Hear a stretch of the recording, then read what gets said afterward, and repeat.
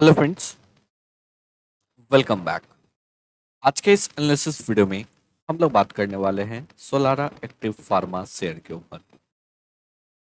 इस स्टॉक में लगातार गिरावट देखने को मिल रहा है, तो स्टॉक में हम लोगों को क्या करना चाहिए, आगे का क्या प्लान होना चाहिए, इसके ऊपर डिटेल में बात करने वाले हैं।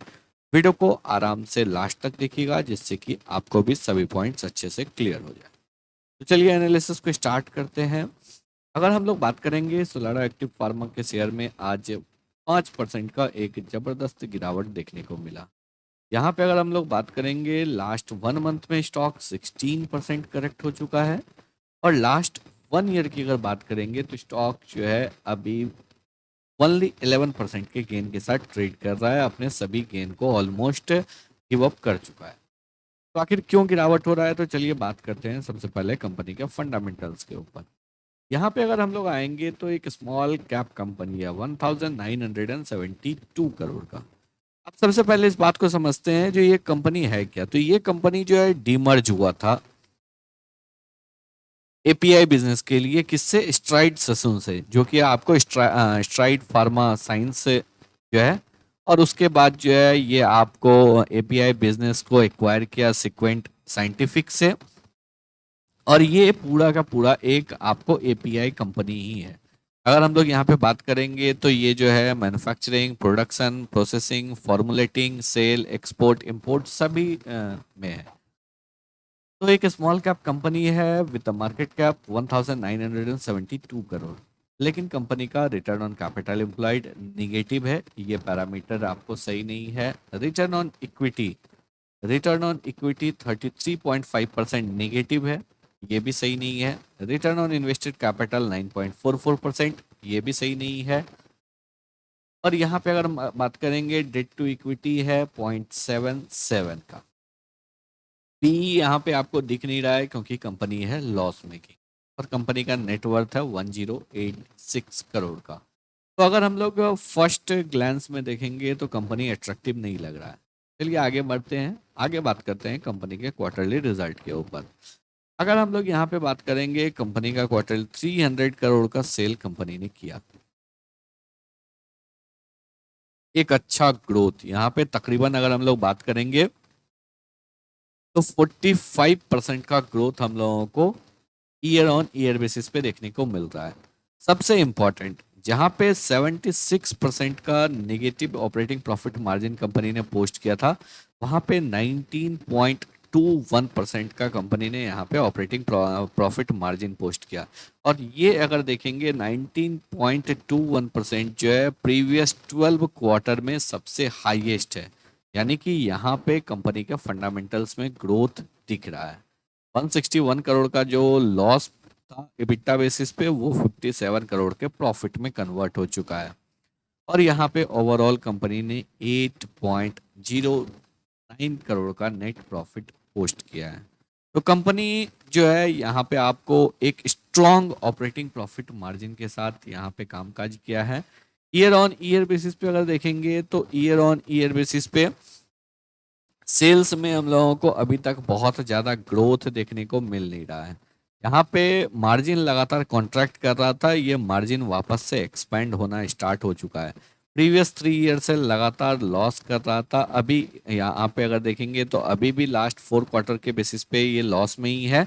नेक्स्ट क्वार्टर में देखते हैं जो ये आपको प्रॉफिटेबल होता है नहीं, क्योंकि अगर हम लोग यहाँ पे लॉस में क्यों है, क्योंकि अगर आप क्वार्टरली बेसिस पे देखेंगे तो यहाँ पे अगर इस चारों क्वार्टर को टीटीएम बेसिस पे ये 4 क्वार्टर आपको कंबाइंड होगा, तो यहाँ पे क्लियरली ये बहुत बड़ा लॉस है।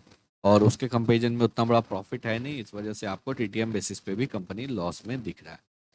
कंपनी के बैलेंस शीट के ऊपर अगर बात करेंगे तो एक और जो अच्छा बात है, कंपनी का डेट रिड्यूस हो रहा है। कंपनी का यहाँ पे आपको रिजर्व्स इंक्रीज होना स्टार्ट हो चुका है। 272 करोड़ का कैपिटल वर्क इन प्रोग्रेस है, ये भी अब धीरे धीरे यूटिलाइज होना स्टार्ट हो सकता है। और यहाँ पे जो है कंपनी के पास 1231 करोड़ का फिक्स एसेट है। आगे अगर हम लोग इन्वेस्टर्स के ऊपर बात करेंगे, शेयर होल्डिंग पैटर्न 37.23% प्रोमोटर का स्टेक कांस्टेंट है। यहाँ पे प्रोमोटर ने दिसंबर क्वार्टर में 0.04% से अपने स्टेक को डिक्रीज किया है।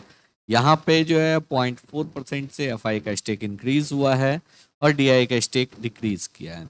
रेस्ट अगर बात करेंगे तो रिटेलर्स का भी स्टेक डिक्रीज हुआ है, तो रिटेलर्स और प्लस डीआई प्लस प्रोमोटर तीनों ने जितना बेचा है एफआई ने बाई किया है। अगर हम लोग यहाँ पे पब्लिक के शेयर होल्डिंग में देखेंगे तो कोई भी बड़ा नाम यहाँ पे हम लोगों को देखने को नहीं मिल रहा है।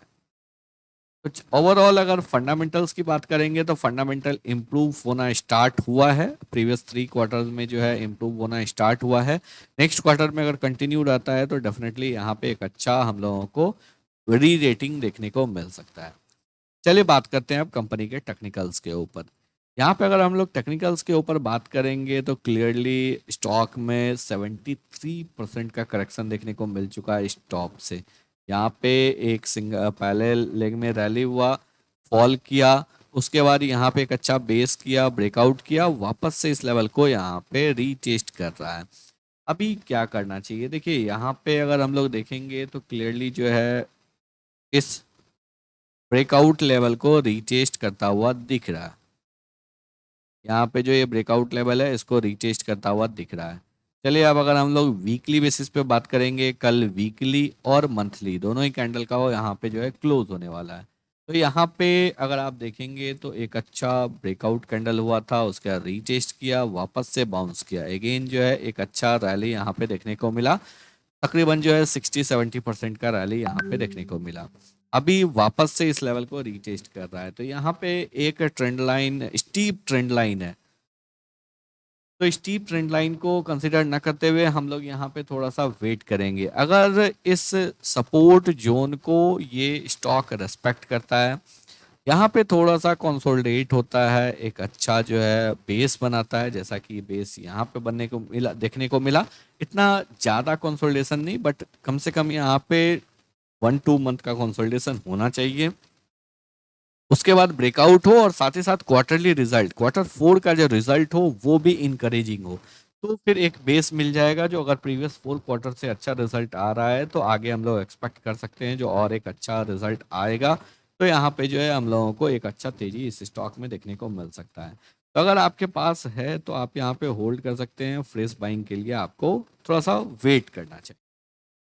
तो आई होप आप लोगों को सभी पॉइंट्स जो है बिल्कुल अच्छे से क्लियर हो गए होंगे। अगर आप लोगों को वीडियो पसंद आया हो, एनालिसिस अच्छा लगा हो, वीडियो को लाइक करके चैनल को सब्सक्राइब जरूर करें।